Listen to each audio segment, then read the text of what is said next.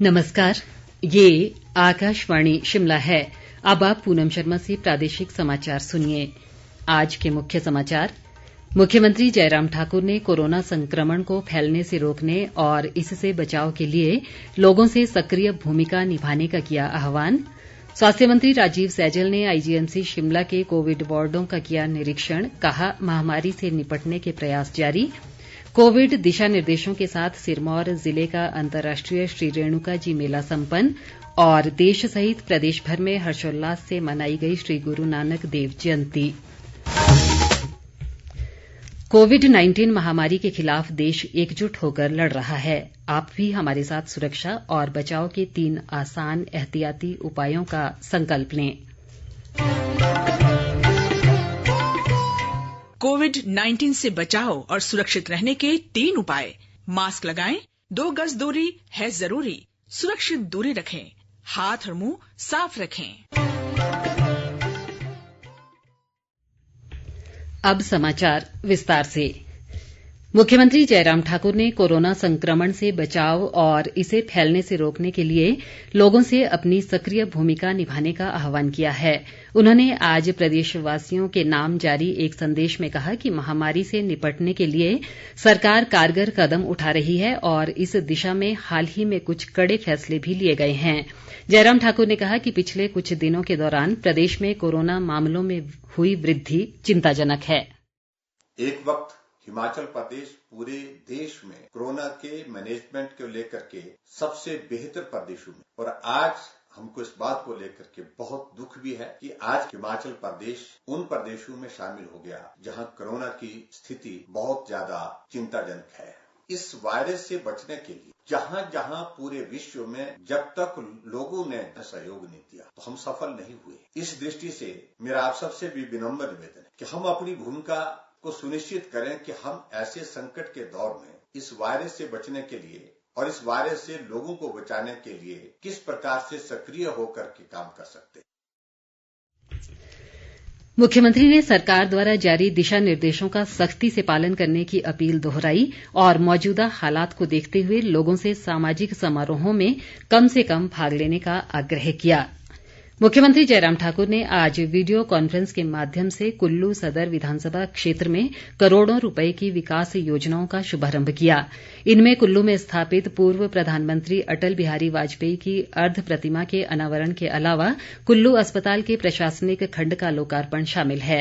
मुख्यमंत्री ने कहा कि अस्पताल के नए प्रशासनिक खंड में 100 अतिरिक्त बिस्तरों की क्षमता उपलब्ध होगी। इस सुविधा के मिलने से जिले में कोरोना मरीजों को नेरचौक नहीं भेजना पड़ेगा। जयराम ठाकुर ने प्रशासन को कोरोना संक्रमण को फैलने से रोकने के लिए सरकारी दिशा निर्देशों का सख्ती से पालन सुनिश्चित बनाने के निर्देश दिए।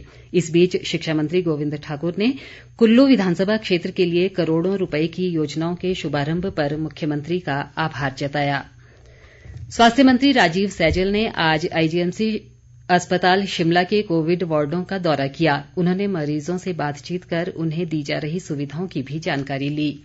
स्वास्थ्य मंत्री ने कहा कि राज्य सरकार और स्वास्थ्य विभाग द्वारा कोरोना महामारी से निपटने के लिए हर संभव प्रयास किए जा रहे हैं।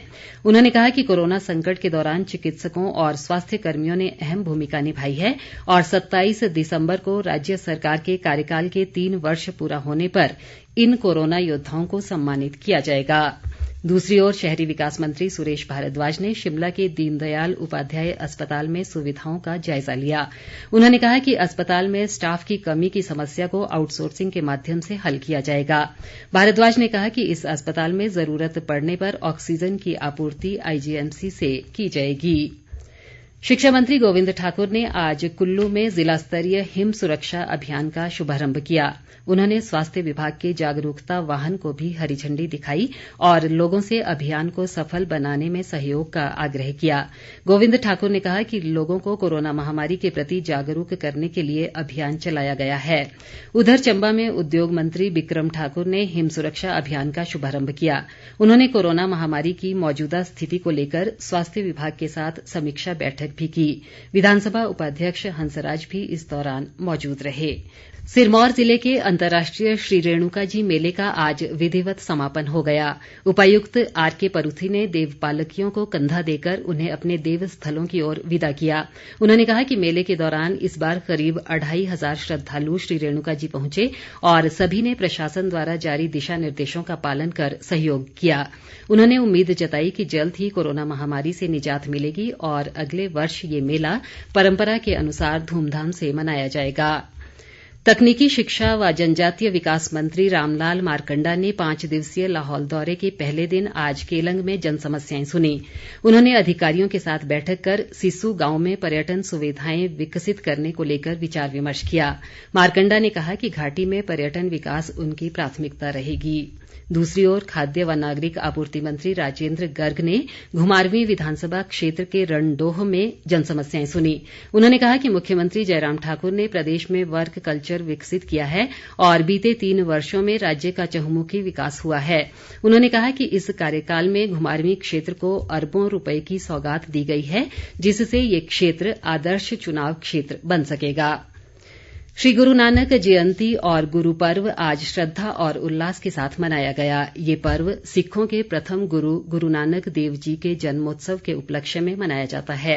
उन्होंने सिख धर्म की स्थापना की थी। कोविड संक्रमण को देखते हुए ये पर्व इस बार सूक्ष्म रूप से आयोजित किया गया है। इस बीच मुख्यमंत्री जयराम ठाकुर ने प्रकाश पर्व के अवसर पर राजधानी शिमला में श्री गुरुद्वारा साहिब में शीश नवाया। विधानसभा अध्यक्ष विपिन सिंह परमार और शहरी विकास मंत्री सुरेश भारद्वाज भी इस दौरान मौजूद रहे। बाद में मुख्यमंत्री ने शहर के माल रोड का दौरा किया और सरकार द्वारा जारी कोविड दिशा निर्देशों का प्रभावी ढंग से पालन किए जाने की स्थिति का जायजा लिया। प्रदेश भाजपा अध्यक्ष सुरेश कश्यप ने कहा है कि भाजपा सरकार ने राज्य में अपने 3 वर्ष के कार्यकाल में अभूतपूर्व विकास कार्य किए हैं। एक बयान में उन्होंने विपक्ष के नेता मुकेश अग्निहोत्री को प्रदेश सरकार और मुख्यमंत्री पर बेबुनियाद बयानबाजी तुरंत बंद करने की सलाह दी है। सुरेश कश्यप ने कहा कि कांग्रेस पार्टी को प्रदेश की जनता से ज्यादा राजनीति करने में रुचि है, जिसका खामियाजा उन्हें आने वाले समय में भुगतना पड़ेगा। प्रदेश कांग्रेस अध्यक्ष कुलदीप सिंह राठौर ने मंडी जिले के नेरचौक मेडिकल कॉलेज को आज स्वास्थ्य उपकरण भेंट किए। उन्होंने कहा कि कांग्रेस पार्टी कोविड काल में अपने सामाजिक दायित्व का पूरी तरह निर्वहन कर रही है। प्रदेश में कोरोना संक्रमितों की संख्या बढ़कर 40,139 हो गई है। बीती रात से अब तक प्रदेश में 104 नए मामलों की पुष्टि हुई है।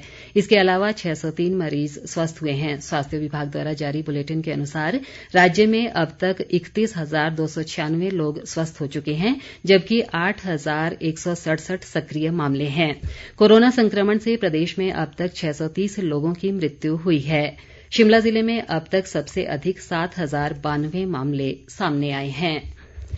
पिछले दिनों हुए हिमपात के बाद बंद हुई राज्य पथ परिवहन निगम की केलंग मनाली बस सेवा कल 1 दिसंबर से दोबारा शुरू हो जाएगी। निगम के केलंग डिपो के क्षेत्रीय प्रबंधक मंगल चंद मनेपा ने बताया कि इस रूट पर आज बस का ट्रायल किया गया, जो सफल रहा है। स्वयंसेवी संस्था Nofal welfare and charitable society Shimla शहर में गरीब व जरूरतमंदों के लिए जल्द मुफ्त एम्बुलेंस सेवा शुरू करेगी। संस्था के अध्यक्ष गुरमीत सिंह ने शिमला में बताया कि बाद में प्रदेश के अन्य शहरों में भी ये सुविधा दी जाएगी। केंद्र सरकार ने कोविड वैक्सीन विकास मिशन कोविड सुरक्षा के लिए तीसरी किश्त के रूप में 9 अरब रुपए के पैकेज की घोषणा की है। ये राशि कोरोना के टीके पर शोध और विकास के लिए उपलब्ध कराई जाएगी। अंत में मुख्य समाचार एक बार फिर। मुख्यमंत्री जयराम ठाकुर ने कोरोना संक्रमण को फैलने से रोकने और इससे बचाव के लिए लोगों से सक्रिय भूमिका निभाने का किया आह्वान। स्वास्थ्य मंत्री राजीव सैजल ने आईजीएमसी शिमला के कोविड वार्डों का किया निरीक्षण। कहा, महामारी से निपटने के प्रयास जारी। कोविड दिशा निर्देशों के साथ सिरमौर जिले का अंतर्राष्ट्रीय श्री रेणुका जी मेला संपन्न। और देश सहित प्रदेश भर में हर्षोल्लास से मनाई गई श्री गुरु नानक देव जयंती। इसी के साथ ये समाचार बुलेटिन समाप्त हुआ। हमारा अगला समाचार बुलेटिन आप सुन सकते हैं कल सुबह 9:20 पर। नमस्कार।